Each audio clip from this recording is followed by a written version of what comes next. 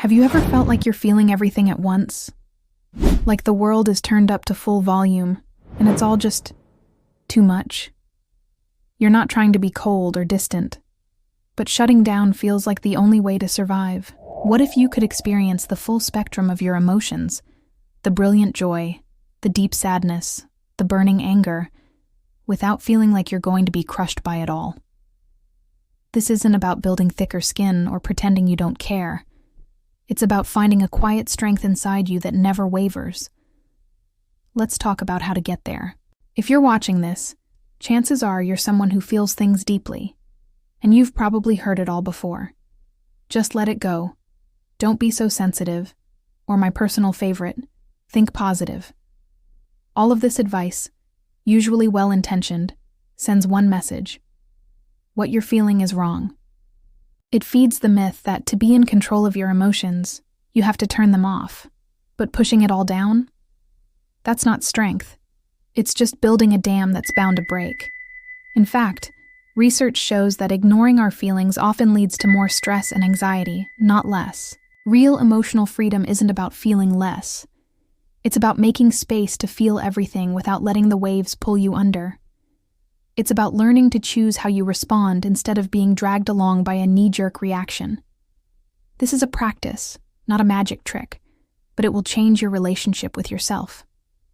So, where do we begin? The first step is so simple it's almost deceptive, but it's backed by neuroscience. You have to acknowledge and gently label what you're re-feeling. When a strong emotion takes over, your brain's alarm system, called the amygdala, goes into overdrive. Studies have shown that the simple act of putting a name to that feeling, a practice called affect labeling, actually helps to quiet that alarm. There's a subtle but powerful shift from saying, "I am angry," to, "I notice I'm feeling anger." That little bit of space is everything. You're not the emotion. You're the one experiencing it. You become an observer, looking at it with curiosity instead of judgment. Is this feeling frustration, or is it disappointment?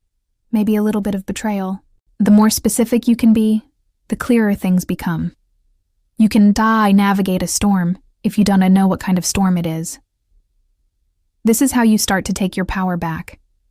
Once you've named the feeling, the next step is to create a little distance. It's not about pushing the feeling away, but about stepping back so you can see it more clearly. One of the most powerful ways to do this is to imagine yourself as the sky, vast, open, and always there. Your thoughts and feelings, the clouds of anger, sadness, or anxiety, are just passing through. You don't have to grab onto them or fight them off. You can just watch them drift by.